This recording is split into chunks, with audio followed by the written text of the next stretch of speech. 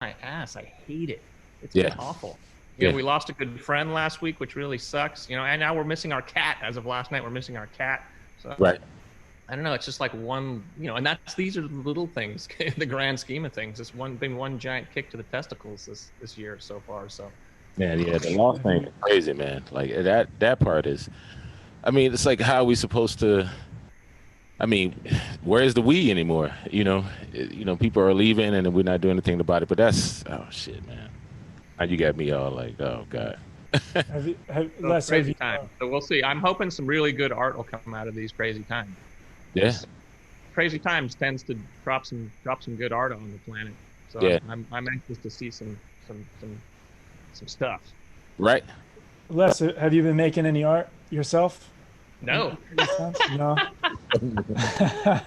I laugh, but it's actually been kind of a sad thing for me. Like I I don't know how you are right now, and I've talked to some other creative friends of mine. It's just been very, very difficult to get in the studio and be creative. And I don't know what it is. I almost, I almost feel a little defeated sometimes. And I've never felt like this in Damn. 30 years or whatnot. I'm to be honest with you, this last week, I've been starting to write some lyrics and work on some material and getting back in the studio. But I've just been forcing myself to do all this other stuff, like work on things, work on the land, do a bunch of shit so that I'll get tired of that stuff and want to get back in there and get on my bass. Because you can't, like George said, you can't force the funk. I don't want to get in there and just pretend, force myself to do this shit. It's got to come to it, Damn. Yeah, man. And fake the funk. Yeah, you can't fake the funk, man. And that's and I felt good maybe like the first 2 months. I was like, oh shit, get to be off the road, get to focus and I don't know, practice and just cook, hang out, go outside and shit. Less time in airplanes and in buses and people telling you where you're supposed to be, what you're supposed to do, the quick cuisine and all that kind of stuff. But it's funny, man, as the time has kept rolling, you do miss it. You do miss it. You do miss the interaction. You do miss the love, or hate of the people, whatever it is. Like you just kind of miss It's the all energy. love, man. Come on. Yeah, it's all love. Yeah. Some people. There's too much hate going on right now, brother. I mean, Yeah, we got. I'm up to my like armpits and hate. Jesus. Oh man, come on. Ah, So for both you guys, has the novelty of not traveling so much kind of worn off? I mean, this was supposed to literally, in all my years, this was supposed to be my biggest touring year. We had this huge tour planned out. It was selling incredibly well. I was doing Primus and Oysterhead and some Delirium stuff. Things were, I was ready to hop in the bus and, we got our bus, me and my wife hop in it and away we go. We enjoy it. And, it just didn't happen. So now I'm on the excavator digging holes. yeah, yeah.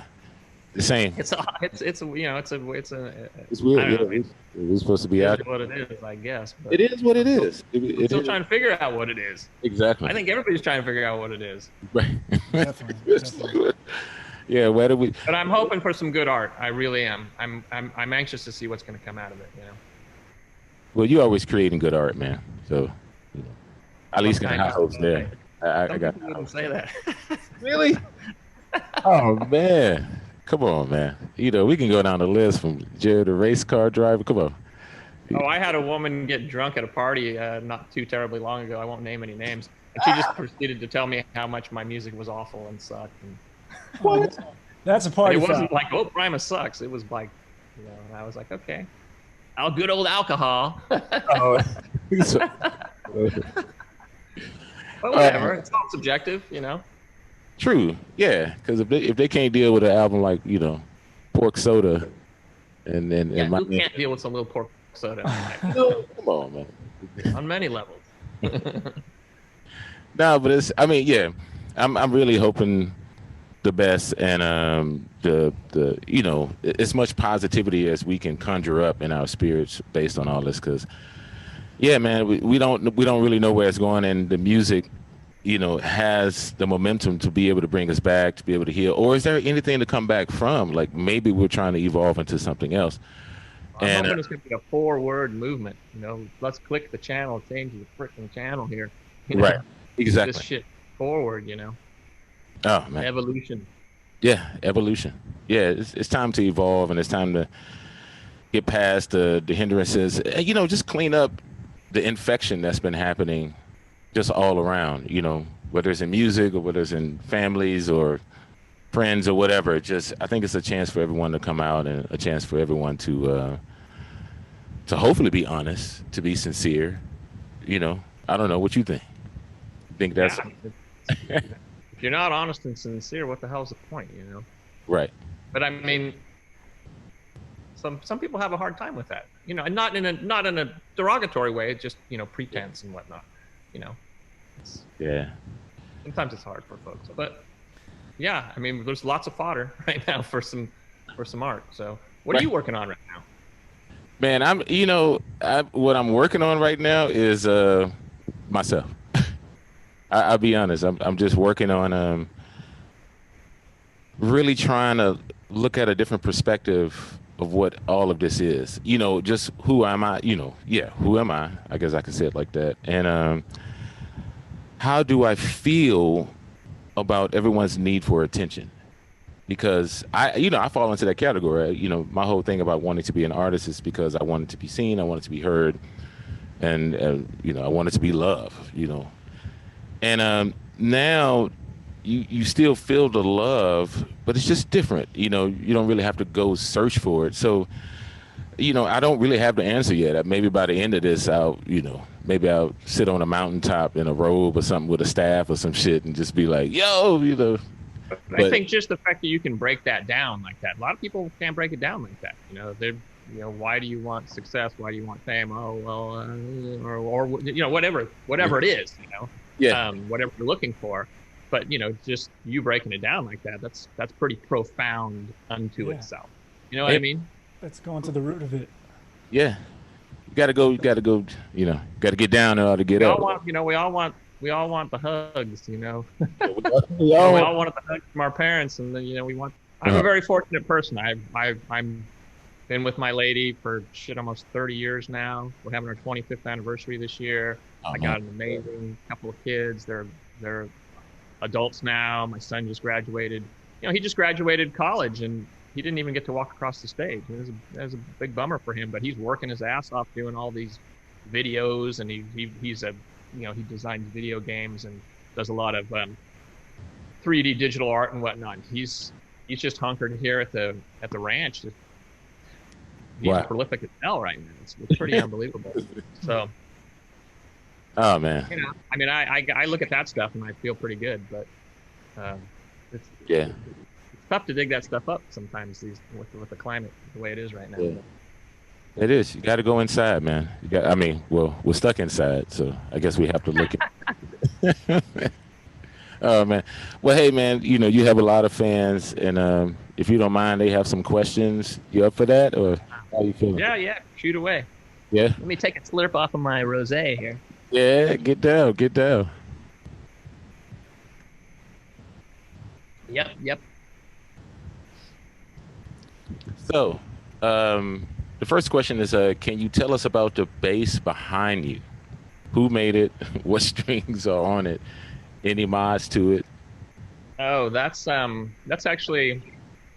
of my basses, the pachyderm basses, which, for many, many years, I still play some Carl Thompsons. I have a couple of 6-strings that I play, but I really wanted to design a 4-string that just fit me ergonomically as perfect as it possibly could, especially now that I'm getting to be an older guy and I like my comfort.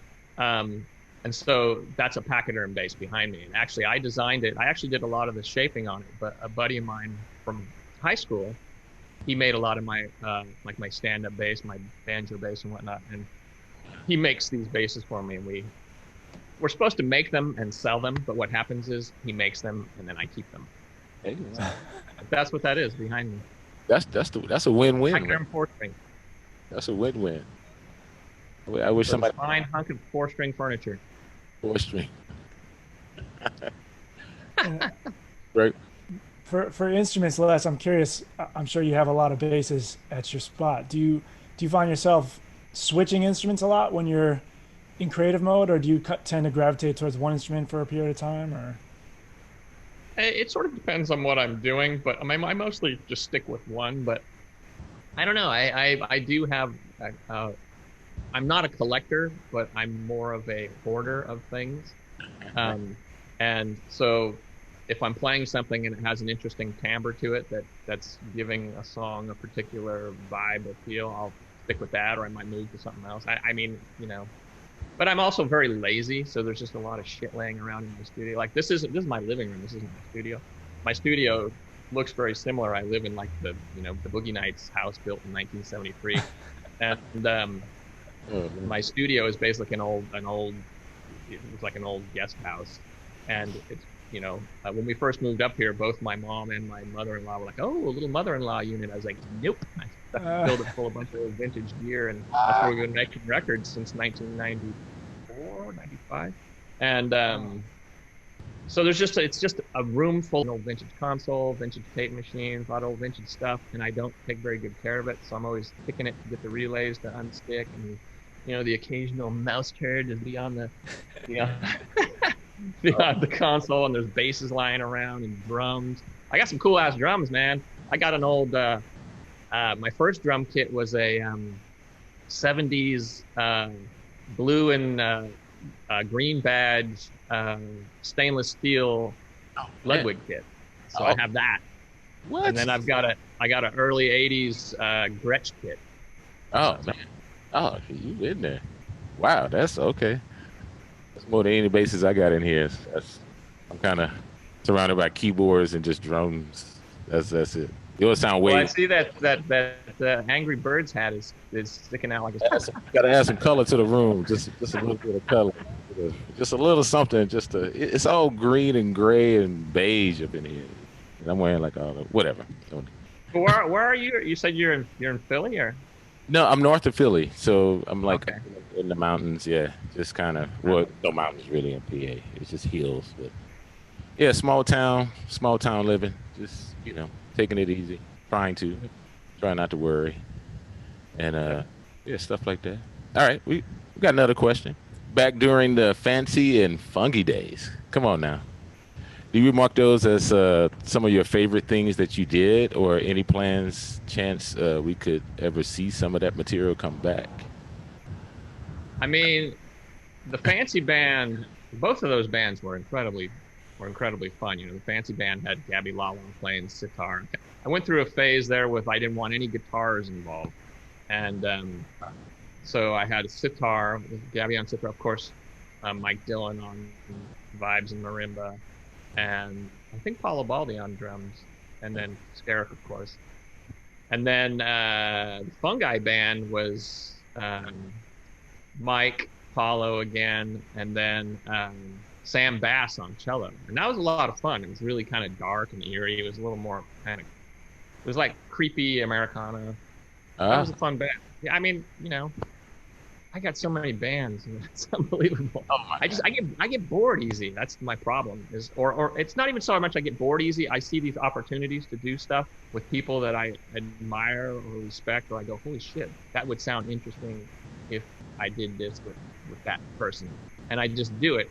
And I think often to the chagrin of management and record companies, because if I just stuck to the Primus thing, that I think the coffers would be a little fuller, Oh, But yeah. I tend to do what all the management guys in the old days used to say. I tend to convolute the brand by doing a lot of stuff. Yeah. But you got to keep your sanity, and That's plus, for me, it's like, when Adrian Ballou calls you and he wants to do a project, that's pretty sweet. You gotta grab those things. Or Bernie Worrell, man, I miss Bernie. I mean, Bernie was, geez, that was unbelievable playing with that guy.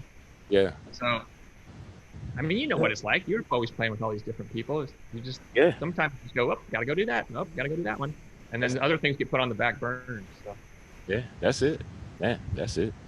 You got to stay interested as an artist, because what people don't, I guess for me, I feel like people don't understand that if you're not maintaining a sense of creativity, then it still to come across in the music, and that's why it's, some things just start to sound stale. You I know, agree. Contrived. yeah, the freshness is gone. And then people blame like, oh, the artist is losing his edge. And it's like, no, they're not. It's just that someone told them not to release the things that interest them the most. And now they feel like, okay, I got to put this thing out because they feel like that's the only thing people are going to buy, things that people are going to purchase. And, so next thing you know, you're pigeonholed to an identity that maybe wasn't even you in the beginning, or maybe it was just an idea that you, like you said, you just wanted to try out and you just didn't want to be stuck with that same idea for the rest of your life. Man, that's Well, every time, I mean, I gave up a lot. uh-huh. We never thought we'd be on the radio or MTV or any of that stuff. We just thought that was ridiculous. We never expected it. So once you start getting that stuff and the record, and and even we had a wonderful record company. I'm not trying to dog the record company. Oh, they're amazing. Uh-huh. Tom Wally and Interscope did a shitload of stuff for us and put us in a place where we would have never been. But you start getting those things and you start going, oh well, how do I get those again? And you start thinking about that as opposed to the art. And as soon as anytime I tried to actually write something that I thought was palatable to the masses, it's the worst stuff. It's when I just start shooting from the hip and doing that shit that's fun and trying to make Larry Lalonde laugh or whatever the hell. That's the stuff that sticks to us, and those are the songs that we continue to play to this day. Is that part of creating new projects? Is having like the freedom to break off and start from scratch, as far as like the expectation goes? I don't even think about that because for me, I'm always wanting to go do this or that thing. Like the fancy band. You just brought it up. It's like, man, I'd love to do that band.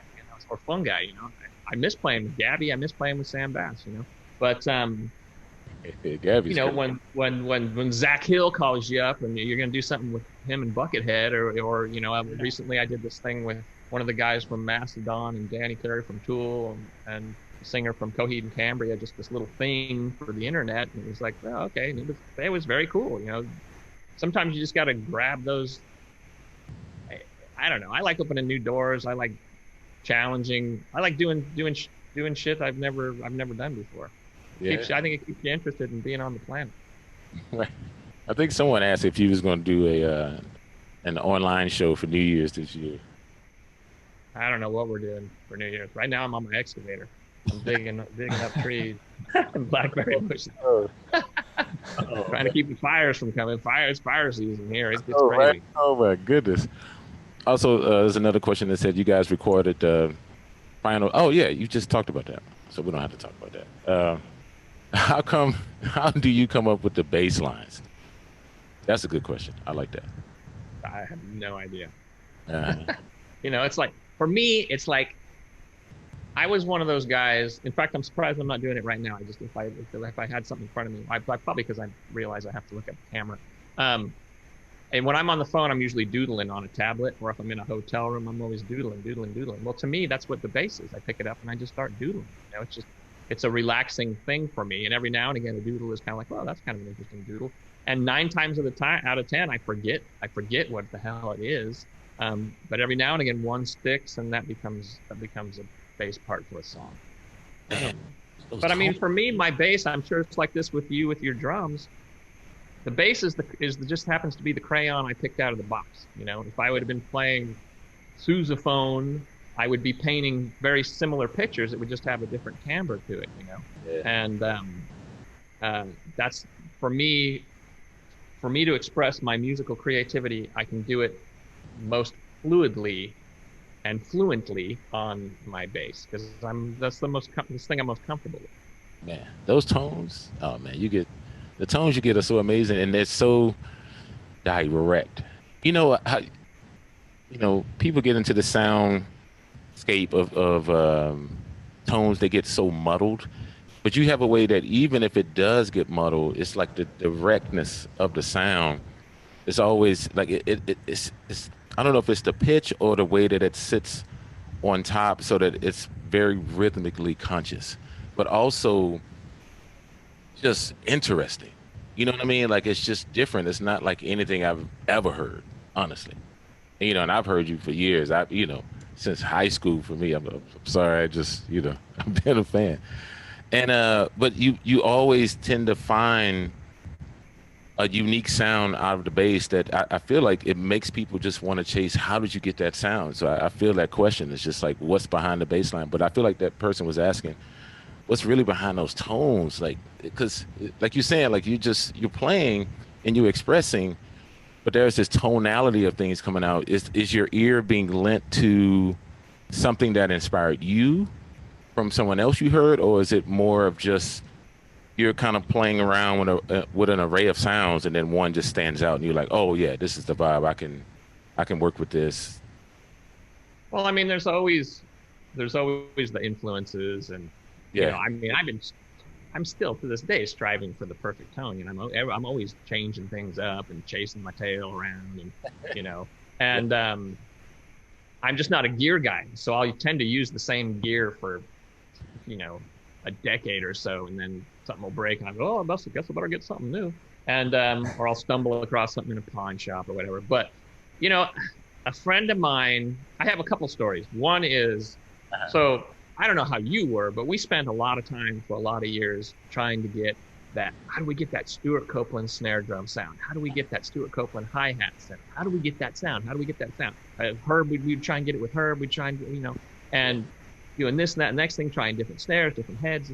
And so I'm in a band with Stuart. I have been since the early 2000s, which is the Oysterhead. And one time we had to go jam up in the Fish Barn, the studio up there.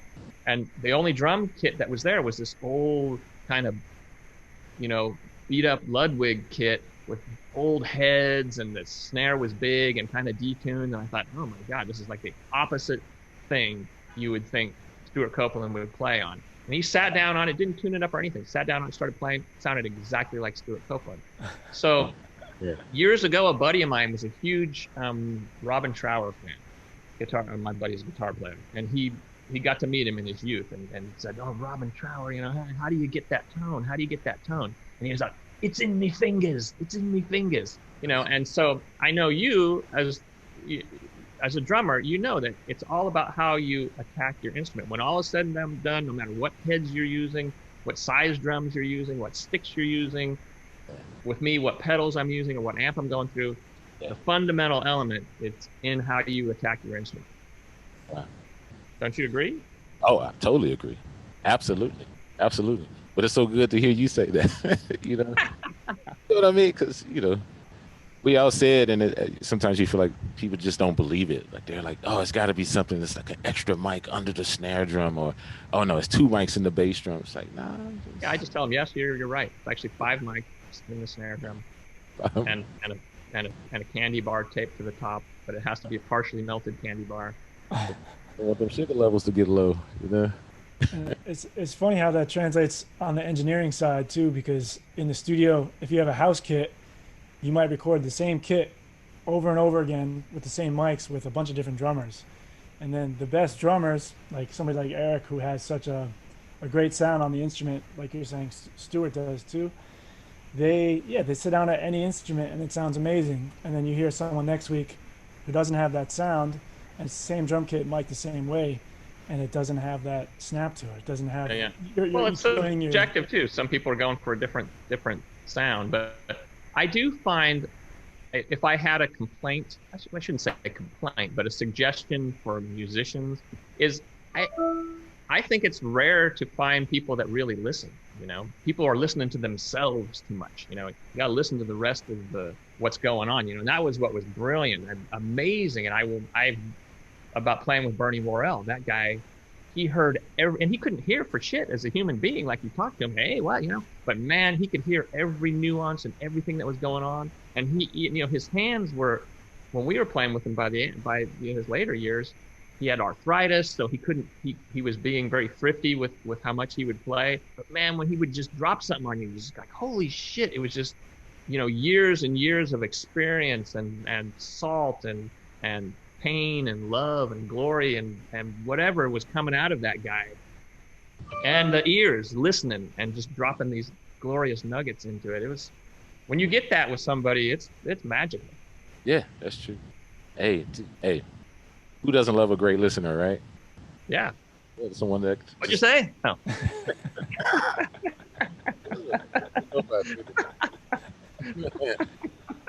like I said, man, you got, you know, a lot of people that love you. So trying to get some of these in, it's like any chance of a return of dual twang in the future. Oh, I don't know. I mean, I love doing Duo to Twang. It's my I called it my vacation band because basically I was just me and my old high school buddy getting together and getting drunk on stage and telling stories and, you know, making jokes and just playing, you know, like hillbilly versions of our music and other people's music, and it's just fun, you know. Yeah. Man, what I mean, how do you come up with all the Primus's titles? What was that just like an agreed upon? Because they're always so interesting. That's It's something. usually me and Lur. Uh-huh. You know, I can say that a good portion of of anything that I've named in the Primus world is my attempt just to make Lur laugh. You know, he's got such an amazing sense of humor, and we have this. You know, you get us together, and it's, you know, we're like a couple of people don't even hardly understand us. We're like twins that have our own language sometimes. It's like my wife will go, "What are you guys talking about?" We're laughing about all this goofy shit Right. because we have so much history together. But Lur is he's an incredibly intelligent guy, and he has an incredible wit. So Yeah. when I can get him rolling, it's just fun, and it usually becomes, you know, Hamburger Train or some song, you know, or some lyric. You know, I always want to say, "Hey, Lur, check out this lyric," you know, or some riff, and just to get him to laugh because it's just so pleasant. Right. He's got such a good spirit, you know. A buddy of mine who's a famous British comedian. We went and saw the last Van Halen with David Lee Roth show at the Hollywood Bowl, and it was me and my son Larry Lalonde, and we brought Noel Fielding, who's from Mighty Boosh and whatnot. And Noel didn't know much about Van Halen, and he's like, "Oh, Diamond Dave, I love Diamond Dave. He's amazing." You know, we had this great time. But he's like, "Oh, Larry Lalonde, he's a great guy. He's what a lovely person. He's like a big cat." You know, so he just has this, you, you know, Yeah. it's just fun to it's fun to have inside jokes with Lur, and a lot of Primus songs are inside jokes with me and Lur. Oh man, I love that. I love that. Wow. And so many questions. Like people keep adding questions. Why? Okay. Good one. I have a quick question. Does that kind of fuel a lot of the videos you guys do for Primus and have done over the years? Because it I mean, seems it like did back in the day. We haven't done any videos in so long. I can't even think of the last Primus video we did. But yeah, I mean, definitely. I mean, Lur and I were roommates. We were thick as thieves for a long time, and when we're together, it's like we're still roommates. You know, he's just. If you ever met the guy, you would just go, "Man, what a great guy! He's just a good human, you know, and he's funny." Right. So, A Yeah. plus. I give him A plus. Right. Oh man. And he has a very strong thumbprint as a guitar player. As soon as you hear him play, you go, "Whoa, that's Larry Lalonde," you know. And that's a very rare thing in musicians in general. You know, that's a wonderful thing. Yeah. It is. It is. I mean, if you could be anything else besides a musician, is there anything that you would think about being? Well, I'm pretty good on the excavator these days. Ah, Need somebody to come dig out some ditches for you. I'm the guy. uh, Well, I can pull out fir trees like it's nobody's business. No, I mean, I would have got into film. I always loved film. I'm a total, you know, people always make fun of me on the bus. You know, in the front of the bus is our manager who's watching this right now. He says I'm not supposed to shine him up. Shine him up, I mean, oh, shit. okay.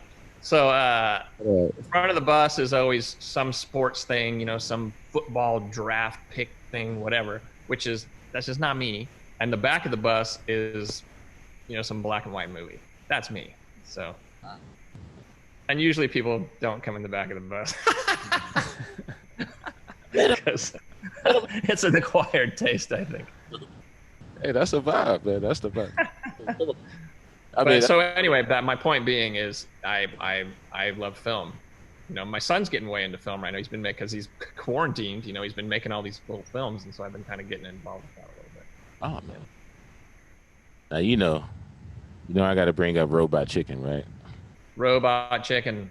Robot Chicken. Since we're talking about, well, that's not really a film, but man, that theme for that and South Park. Come on. I know. Yeah, that was those were. You know, I will say that one of the greatest things about being the guy who's at the beginning of South Park is I hate going through customs. I always just get, gives me anxiety. I don't enjoy going through customs. And as you know, going through customs, it can be a smooth ride or it can be a bumpy ride. And, but I've gone through time. People go, okay, so you're a musician. Who do you play with? And I go, Primus. And they, oftentimes will look at me with this blank stare. And I'll go, you ever hear South Park? I'm the guy at the beginning of South Park. And they go, oh, South Park, stamp, stamp, stamp, stamp. And they stamp me right through, so.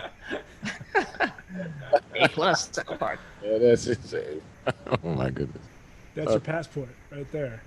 That is the passport. So, I mean, give us some, we're in today. Like, a lot of that stuff has been in the past.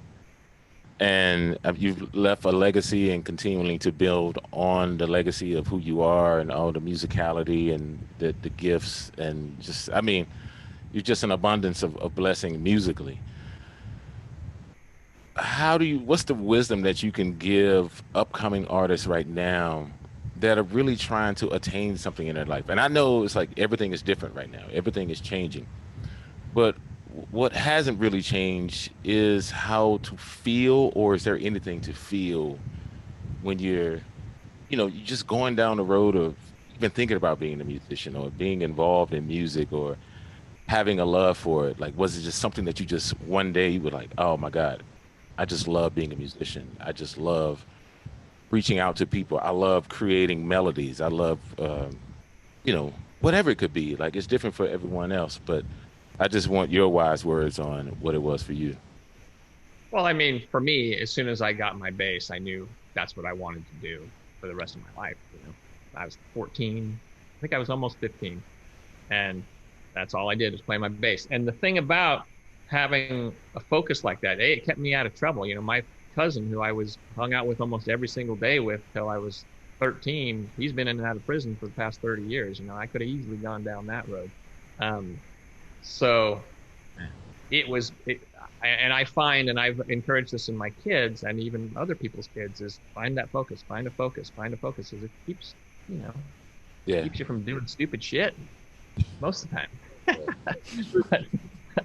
but just having that focus, it's like you got one time on the marble, got to go for the gusto and have, but also, for me, my instrument was my therapy. It was my, when I was having trouble with a girl or something, I'd just play my bass and I'll show her someday, and teenage years can be tough, and I always had my bass to get me through it. I'd play that thing into the night, and it's very therapeutic, and it's good to have stuff. Some people run. I hate running. I don't like running. Working out, do not like working out. I hate it. When I do it, I get that endorphin. It's a wonderful endorphin, but I don't like doing it.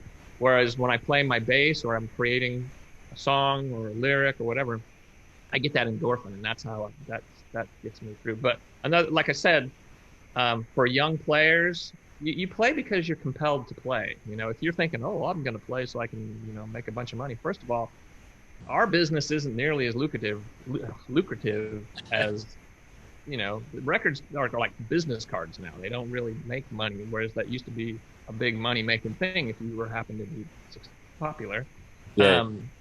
Now with the COVID, holy mackerel, we're like going to be the last guys to get to go back to work. So you play because you're compelled to play. It's like, why do you become a doctor? Because you're compelled to help people. It's not nearly as lucrative. I have a buddy who's a pediatric doc, and he was like, oh man, back in the day you graduated and you earned X amount and you exponentially went up, but with all the HMOs and whatnot, it's not nearly as lucrative as it used to be. So you're going to go to school all those years, you want to make a bunch of money, you go be a lawyer. But if you're compelled to help people and be a physician, that's what you do. You do it, you love doing it.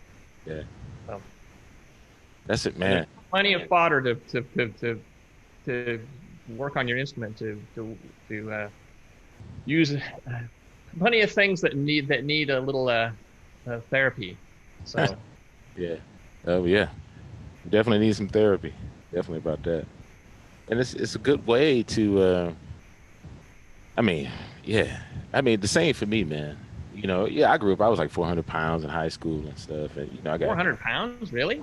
yeah. I used to weigh. I think I told you that before. I used to weigh like 400 pounds, and but you know, I got. I think when we first met, I was like super skinny and stuff, but yeah, man, it was just horrible, man. Like you said, teenage years was horrible, man. People just, you know, everybody comes by it honestly, but it's just they want to make fun of you. They want to bring down your morale, and you seem like the one that they're going to do it to. And so you have to find an outlet. You have to find something so that you just don't retaliate and always want to fight, always want to be that aggressor, and then end up in in jail or something like that. And I didn't want to just I didn't want my mom to feel sad. I didn't want my dad to feel sad. I wanted them to always feel proud about, having, whatever I am, coming into this world. So music was that escape. Music, and I hate to use an escape, but it was that therapy that helped me to it taught me that everything is okay. Like don't even worry about that. Don't even worry about that. Just stay right here. And I was like, oh, kill him. Like, all right. Well, I mean, anything that gives you that sense of self-esteem too, it's like, Ooh, yeah. I was on the baseball team. I had the second lowest batting average on the team, Like I was played third. I had a pretty good arm. I was on third base, but I wasn't. There was guys way better than me. I just was out there for free hot dogs and but nachos for me. Nachos. When I started playing bass, it was like, whoa, I can do this better than that guy and that guy and that guy. And whoa, I'm getting, I can do this, and I can have this conversation, and it gave me self-esteem. And I find friends of mine that have teenagers that are having issues. I always tell them, find that thing for them that gives them that sense of self-worth, because that's what's going to keep them out of jail or whatever, And even, I have friends in their 40s that are still trying to find that thing, and it's a wonderful thing when you find that thing that gives you self-esteem. Yeah. So. Wow, man. Yeah, man. You're dropping them. Drop that wisdom. Yeah, man. See? All this time, look at you. I am a withered old man, you see. Yeah, see, got the hat, the glass. I always loved them glasses, though. Yeah, I guess I can see my fingerprints. So I can see. All right, let's. How you holding up? How you feeling? You want a few more questions, or? Yeah, I'm good. Yeah. Take another slurp here. Yeah, go ahead. What we got, Josh?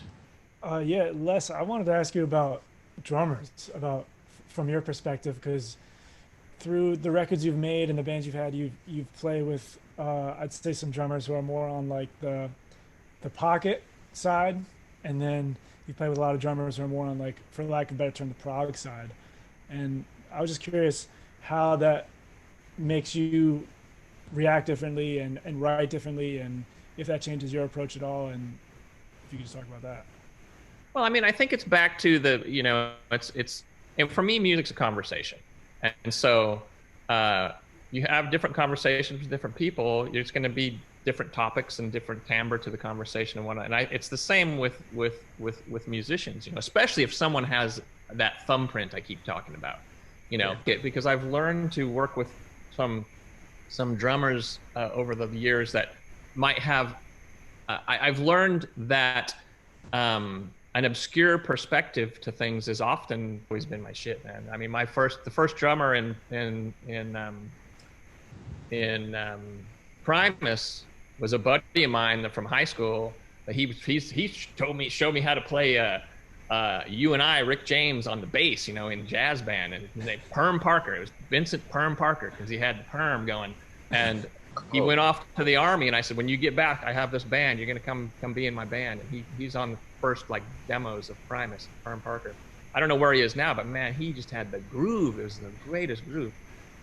So I've always leaned towards groove drummers, but you can have that prog thing and still have a sweet pocket. I mean, when you get both of that shit, that's great. But the notion that I feel like I can let go of the handlebars and the bike's not going to crash into the wall. That's a wonderful feeling. I don't want to sit. That's why I do a lot of very percussive stuff on the bass, because I'm always, I tend to write from the bass, so I tend to be driving it often, the tune itself. What about your, like recording workflow? That somebody was asking about that. Like when y'all get into the studio in any of your projects. I mean, I'm even more curious about the solo projects you did because it was the tonality, the difference of each one to vary. So is there like a process? Do you gauge it toward the artist that you're working with, or you tend to have an idea before you go into it, or y'all just get in there and you just see what feels wonderful in the I moment? mean, I guess it's always different, but I Yeah. mean, for me, I like bringing in people whose uh, voice I admire and respect, Okay. so that I can turn like you know. I didn't want to have a saxophone in my band when I was first putting the Brigade together, but there's Skerrick, and he plays all this insane stuff, and it's more about the music, the player, the personality, than the actual instrument itself. Gotcha. So, or Mike Dillon, I wasn't looking for a marimbist, vibraphonist, Right. percussionist guy. He just is like, well, look at that guy, he's amazing. What he's doing is incredible. Let's just bring that in and see how it affects the music, you know.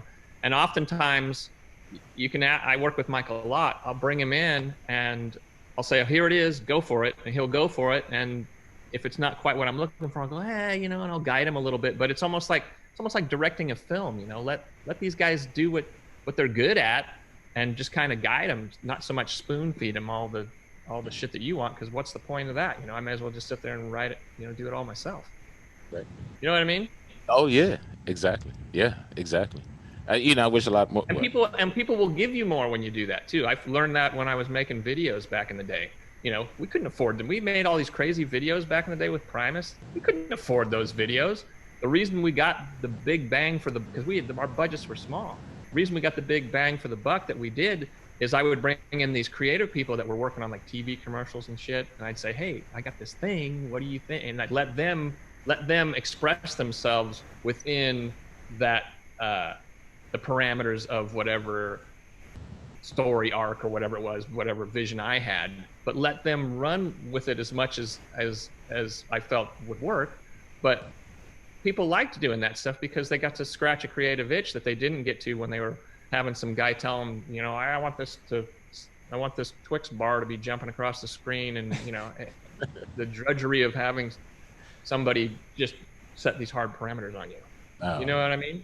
yeah. I'm sure you could feel the same way, right? You like Yeah. loose reins, Gotta no give reins. loose no reins. Yeah, I'm all about no reins. Cause yeah, you know me. I'm all about no reins. It's Yeah, fun. but what's the point? Bringing in, you bring in somebody for what they do, Yeah.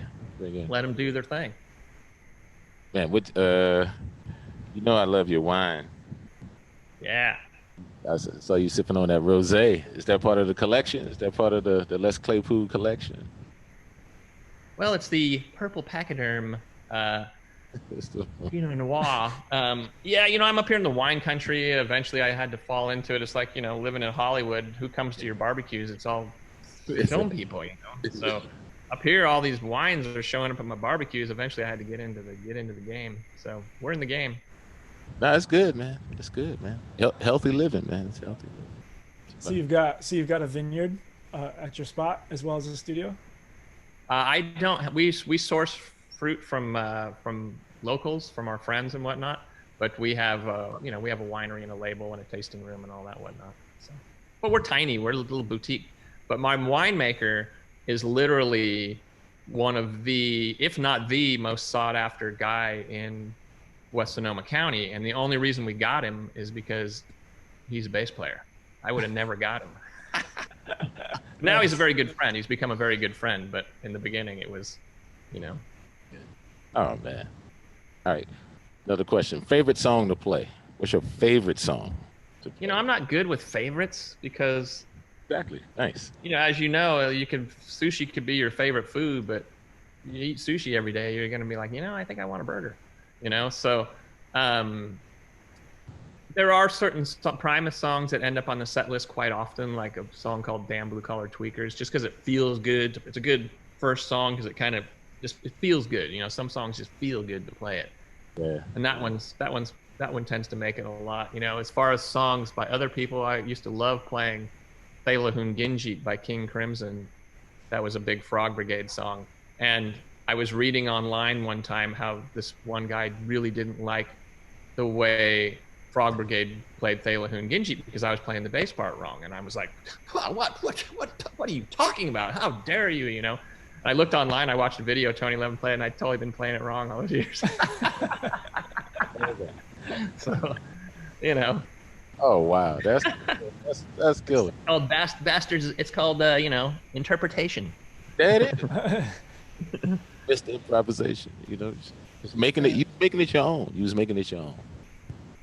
Want to feel comfortable. Or it could just be me being a lazy guy and just. Oh. You know, the thing is, and I'm sure you're seeing this now. You know, when I was a kid, you're trying to figure out. You know, I didn't have an amp, so I would sit in front of the speakers at our house, and I had a very limited record collection, and I would just play along with the music, not knowing what notes I was playing. So I learned everything wrong, but rhythmically, I think I had it. What the hell was my point? I thought I had a great point there, but I guess I lost it. So there you go. Cling. It'll come back in a minute. Let's just have a moment of silence for my lost thought. How about what's been in your listening rotation? Anything you've been checking out that's been inspiring for you? What the hell have I been listening to? Well, unfortunately, a good friend of ours passed away last week, and he was a little older than me. Great, amazing guy, super sweetheart of a guy. Really hit me kind of hard. But he used to always talk about how when he was in high school, how he loved Cheap Trick. So we've been listening to a lot of Cheap Trick lately, just because of Steve. But I don't know. You know, I don't know what's on around here. There's always something going. Yeah, and that's good. That's good. You gotta. I mean, you know, what is the point of where you know, do you keep the momentum or do you just surrender to the silence, right? During this day. Sometimes I like surrendering to silence quite a lot. You know, I mean, I don't know if I'm interpreting what you're saying the same, but exactly. I definitely like being on the ocean with nothing, no sound, and there's oftentimes I like just silence, but you know, I also like me some T-Neck Years Isley Brothers too, you know, so it's just there you depends go. on the mood. Set the mood, hanging out.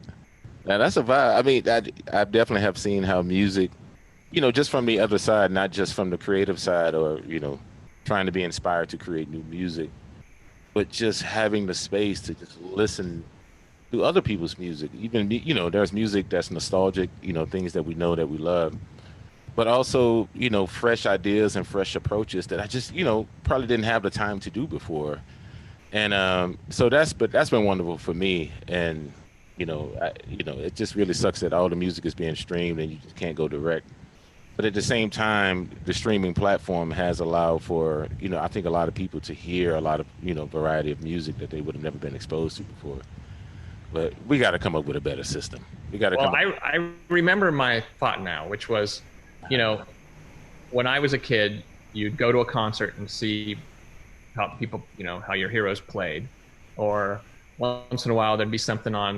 You know, this was before MTV because we're an older guy here. There'd be like Don Kirshner's rock concert or the Midnight Special or some of these shows, but that was the first time I saw Louis Johnson was on. I think it was Don Kirshner's rock concert. He's all, and his thumb was going. I was like, "What the hell is that? Oh my god!" And I was probably like 14 or 15, but you had to really dig. You had to go do your homework. You had to go to the record store and find bootleg recordings and all these different things. Now, you want to learn a song, you just go on YouTube and there's like 30 guys showing you exactly how to play that Larry Graham riff or whatever, you know? And so we're going to see some monsters coming up because these kids, I say kids, but they have access to all this information and just boom, it's right there, and technique and all these different things. The cross-pollinization that, you know, we thought we were being so adventurous about is going to be light years ahead as it starts to come out from the underground. You know what I mean? Yeah, that's true. Yeah, go ahead, Josh. Well, I was just curious, what you were just saying, we were talking about Spotify and streaming. I was just curious about your take on kind of the current state of the music biz and being a musician today, and what you think of it, and how the landscape. The biz is terrible. Well, I don't mean. I mean the record biz. I'll say the record biz. Yeah. The it's neat that vinyl's selling again, but it's still such a tiny percentage of what we used to pay our bills with. But as a fan, it's a wonderful, wonderful thing. Spotify, I don't know if I get a dime from Spotify, but I do love me some Spotify when I need to listen to a tune that I haven't heard in a long time, or look up. So I got my funk playlist that everybody tries to get off me, and I'm not giving it up to nobody. My list, because then I know I won't get invited to the party anymore. If somebody else has my list, they'll just say, well, we don't need Les around. So I got a good rock list. I got my good funk list. So, I got some other eclectic lists, but it's a wonderful thing to be able to, I drive my own tour bus now. I love it. I very much enjoy it. Me and my wife drive across country, and we don't stay in hotels. And I get the Spotify going. And I can hear all kinds of amazing shit while I'm looking out across the, Colorado or whatever. It's a wonderful experience. Man, that's so inspiring, man. You always inspire me. It's always something. Like, I didn't know that you drove your own tour bus. It's great. I love it. Yeah. I just like to drive. It's therapeutic for me. Yeah. So. It's wonderful.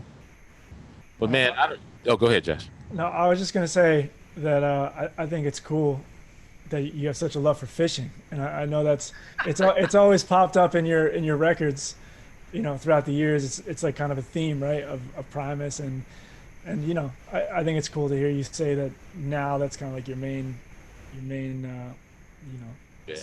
source of hobby and joy. Well, I mean, it's not so much I went, hey, I need to write a bunch of fishing songs. It's more like when you write from a place where you don't know what the hell you're talking about, people can sense that shit. It's like dogs, they smell that shit. That ain't right. So my dad, we didn't go to baseball games. We didn't go to football games. That's not what we did. That wasn't his thing, On weekends, if we weren't working on some, old crappy rental property that my grandmother had, we were out fishing with my uncles. He had a little boat. My uncles had boats. My grandfather had a boat. That's what we did. That was how, and to this day, that's one of the ways we connect. So it's just been such a huge part of my life. Yeah. So there it is, Yeah. I remember my grandfather, when I was like 6 or 7, of course I didn't even know how to catch anything or what the hook was or trying to get the bait. He was like, get the bait. And I was like, what is that? Like, it's like the bucket, And then you look in there and it was just like things crawling around. I was like, I ain't touching that. That was, that was him trying to, expose me to a different life, and it was a quieter life. And I just thought about him yesterday just because of that, because everything's so quiet. Fishing was so wonderful. It was. I mean, we all have our things that we're. Yeah. It's not just music, you gotta have other. Yeah, you gotta have other things. Then you bring that back to your medium, Yeah, that's true. Hey, Les, man, I really truly appreciate your time, man. Thank you so much. Thank you for being here. I mean, thanks for the homieship, man. Just for all the times that we shared. Thanks for those horns. You remember the horns you gave me at the? I just stumbled across a picture of you the other day with those damn horns on. Oh my God! You looked a little bit toasted, my friend. You were almost cross-eyed in this one picture. Oh man. Yeah, that was Comedy Central. Well, we got to get together sometime and make a little racket, don't you think? Yeah, it's about time, man. Come on. Yeah. Once everything gets back in motion, yeah, I'll be out there. 6 feet. 6 feet. Come on. 6 foot jam. 6 foot. But I really appreciate you, man. Thank you so much for this, and for everything that. Good chatting. It's always good to have a nice conversation, Yeah, it's always good to hang. So miss you, brother, and just once again, thank you. Thanks for everybody for tuning in, and just like that. See, we just hanging out. This easy, man. Anything you want to say to your fans before we roll out? You just like okay. You know, keep on keeping on. We got, you know, Yeah. hold your breath. We're gonna come out the other side of this shit. So.